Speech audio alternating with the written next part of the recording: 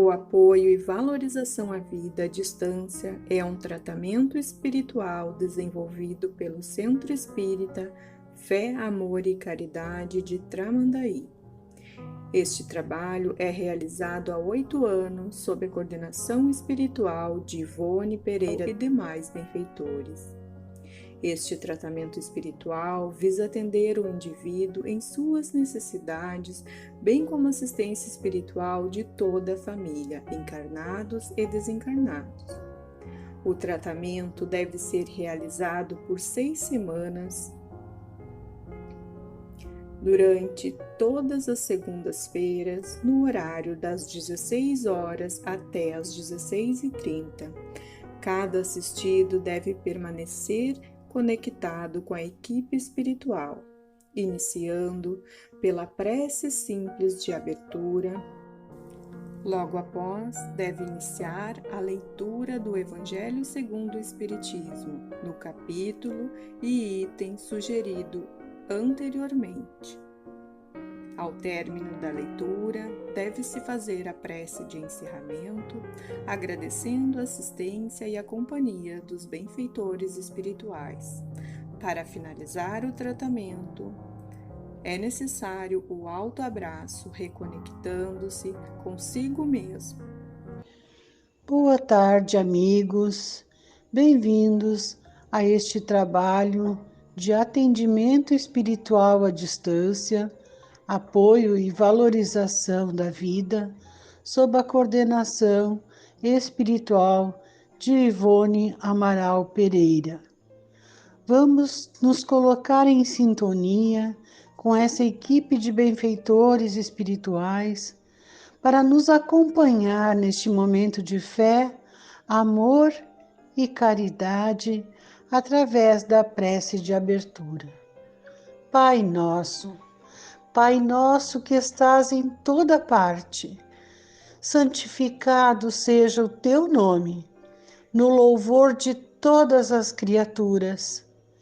Venha a nós o teu reino de amor e sabedoria.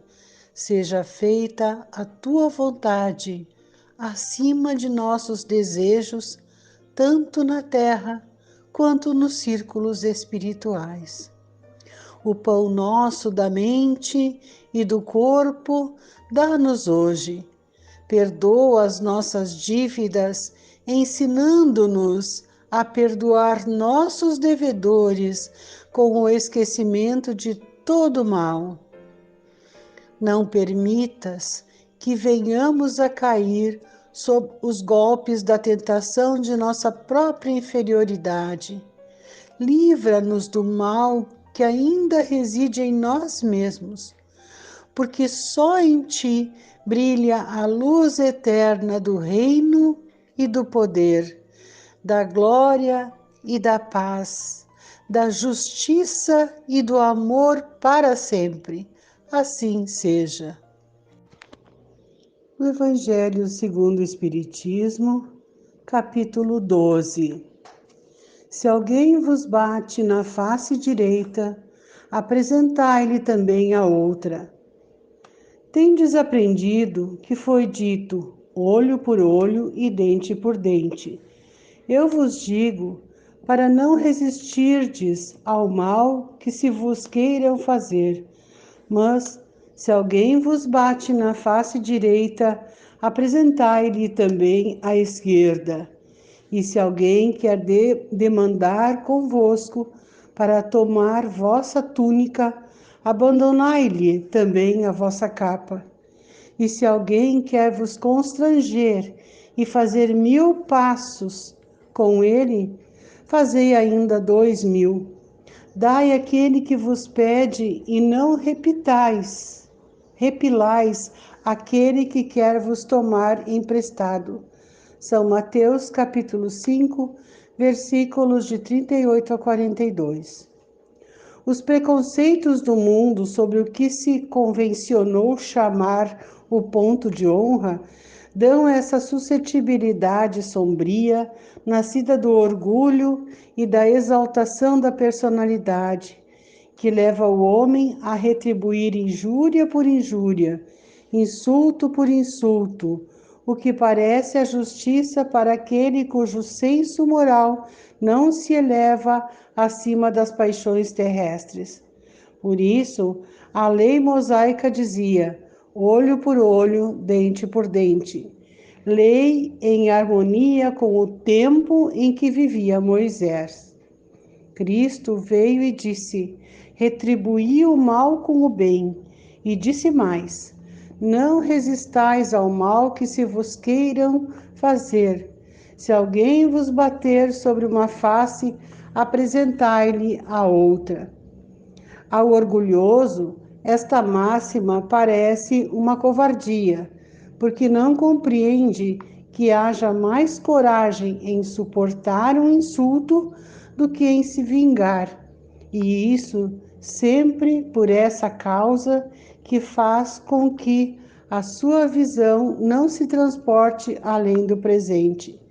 Entretanto, é preciso tomar essa máxima ao pé da letra?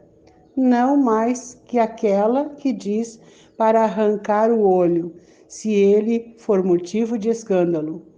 Acentuada em todas as suas consequências, seria condenar toda a repressão, mesmo legal, e deixar o campo livre aos maus, lhes dissipando todo o medo. Se não se opusesse um freio às suas agressões, logo todos os bons seriam suas vítimas. O próprio instinto de conservação, que é uma lei natural, diz que não é preciso estender benevolentemente o pescoço ao assassino. Por essas palavras, portanto, Jesus não interditou a defesa, mas condenou a vingança.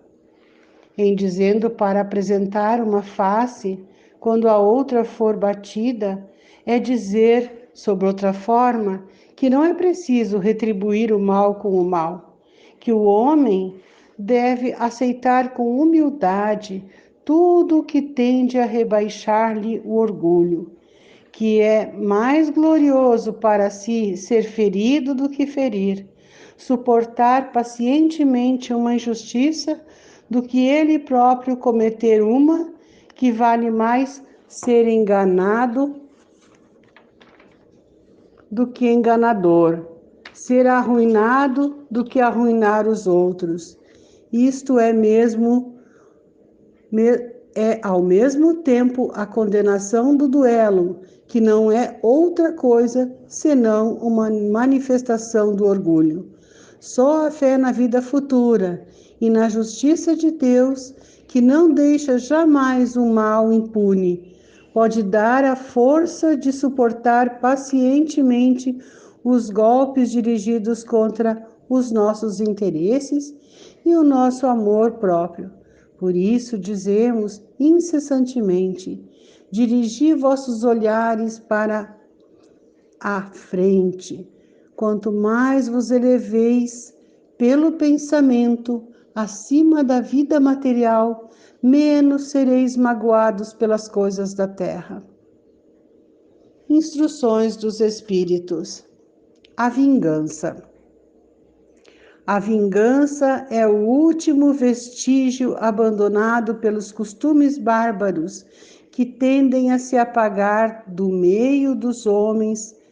Ela é, como o duelo, um dos últimos vestígios desses costumes selvagens sobre os quais se debatia a humanidade no início da era cristã.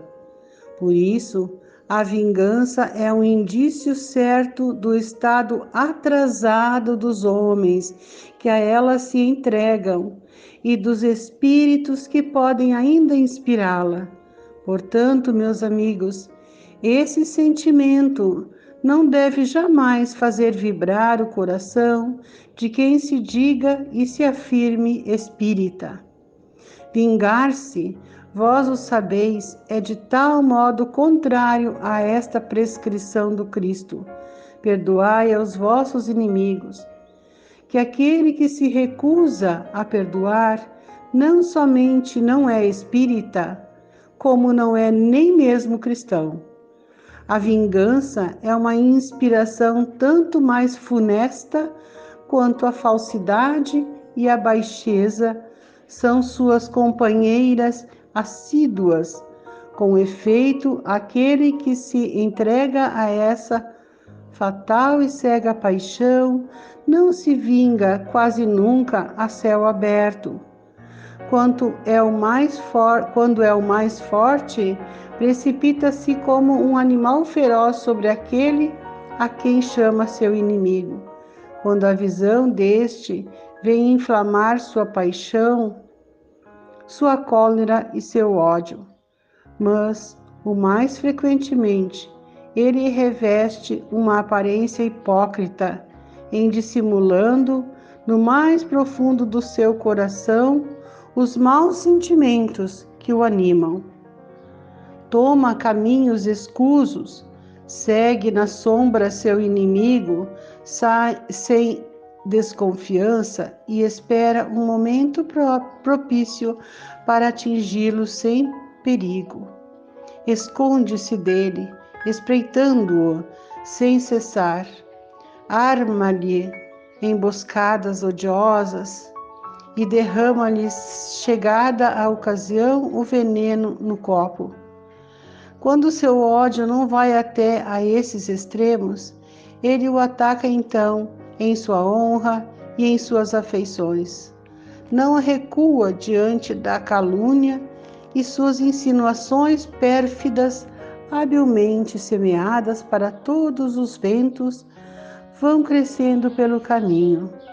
Por isso, quando aquele que persegue se apresenta nos lugares onde seu sopro envenenado passou, espanta-se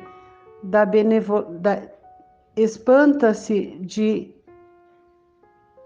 benevolentes, fica estupefato quando mãos que buscavam a sua se mais caros e seus parentes se desviam e fogem dele. Ah, o covarde que se vinga assim é 100 vezes mais culpável do que aquele que vai direto ao seu inimigo e o insulta de rosto descoberto. Para trás, pois, com esses costumes selvagens, para trás com esses usos de outro tempo, todo espírita que pretendesse hoje ter ainda o direito de se vingar, seria indigno de figurar por mais tempo na falange que tomou por divisa. Fora da caridade não há salvação. Mas não, eu não poderia deter-me em semelhante ideia de que um membro da grande família espírita possa jamais no futuro ceder ao impulso da vingança de outro modo, senão para perdoar. Jules Olivier, Paris, 1862.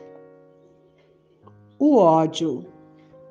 Amai-vos uns aos outros e sereis felizes. Sobretudo, tomai a tarefa de amar aqueles que vos inspiram indiferença, ódio e desprezo.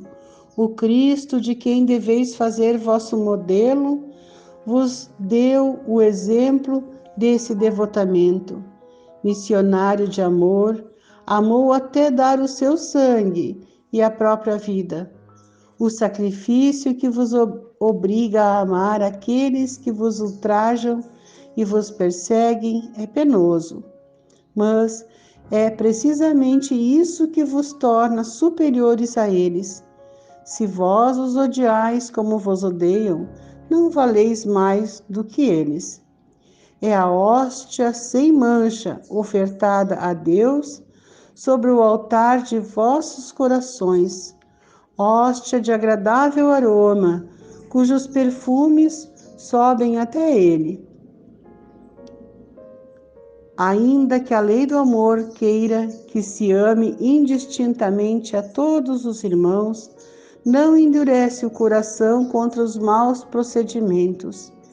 Ao contrário, é a mais penosa prova, eu o sei, uma vez que durante a minha última existência terrestre experimentei essa tortura, Mas Deus lá está e pune nesta vida e na outra aqueles que faltam à lei de amor. Não vos esqueçais, meus caros filhos, que o amor nos aproxima de Deus e que o ódio nos afasta dele. Fénelon, Bordeaux, 1861. O duelo.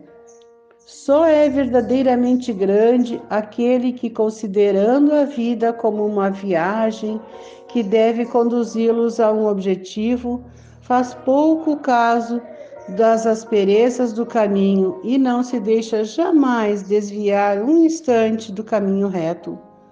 O olhar sem cessar dirigido para o objetivo, pouco lhe importa que as sarças e os espinhos da senda lhe ameacem provocar arranhões. Eles o roçam sem atingi-lo e por isso não prossegue menos no seu curso. Expor seus dias para se vingar de uma injúria é recuar diante das provas da vida. É sempre um crime aos olhos de Deus. E se não estivesseis iludidos, como estáis por vossos preconceitos, isso seria uma ridícula e suprema loucura aos olhos dos homens. Há crime no homicídio pelo duelo. Vossa própria legislação o reconhece. Ninguém tem o direito, em nenhum caso, de atentar contra a vida do seu semelhante. Crime aos olhos de Deus, que vos traçou vossa linha de conduta, aqui mais do que por toda parte. Alhures, sois juízes em vossa própria causa. Lembrai-vos de que vos será perdoado, segundo houvesseis perdoado vós mesmos. Pelo perdão vos aproximais da divindade, porque a clemência é irmã do poder, enquanto uma gota de sangue humano correr sobre a terra pela mão dos homens, o verdadeiro reino de Deus não terá ainda chegado. Este reino de pacificação e de amor, que deve banir para todo sempre do vosso globo a animosidade, a discórdia e a guerra. Então, a palavra duelo não existirá mais em vossa língua, senão como uma longínqua e vaga lembrança de um passado que se foi. Os homens não conhecerão entre eles outros antagonismos, senão a nobre rivalidade do bem. Adolfo, bispo de Argel, Marmande, 1861. O duelo pode, sem dúvida, em certos casos, ser uma prova de coragem física, de desprezo pela vida, mas incontestavelmente é a prova de uma covardia moral, como no suicídio. O suicida não tem a coragem de afrontar as vicissitudes da vida. O dualista não tem a de afrontar as ofensas. O Cristo não vos disse que há mais de honra e de coragem em apresentar a face esquerda aquele que feriu a direita do que se vingar de uma injúria? O Cristo não disse a Pedro no Jardim das Oliveiras: tornai a pôr vossa espada na bainha, porque aquele que matar pela espada, perecerá pela espada? Com essas palavras, Jesus não condena para sempre o duelo? Com efeito, meus filhos, o que é, pois, essa coragem nascida de um temperamento violento, sanguíneo e colérico, bramindo a primeira ofensa? Onde, pois, está a grandeza de alma naquele que a menor injúria quer lavá-la em sangue? Mas ele tremia, porque sempre, no fundo da sua consciência, uma voz lhe gritará: Caim, Caim, que fizeste do seu irmão? Foi-me preciso sangue para salvar minha honra, dirás, e essa voz, ela, porém, responderá: quiseste salvá-la diante dos homens por alguns instantes que te restam para viver na terra, e não pensaste em salvá-la